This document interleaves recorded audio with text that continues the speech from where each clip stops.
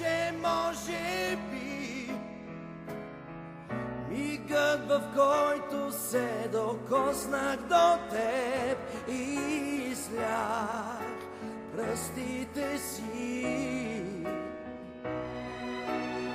С молба към птици и светци,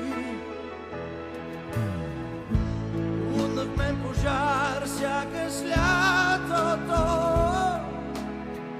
На клада бях и не виждах света, а само те, шеметен танц.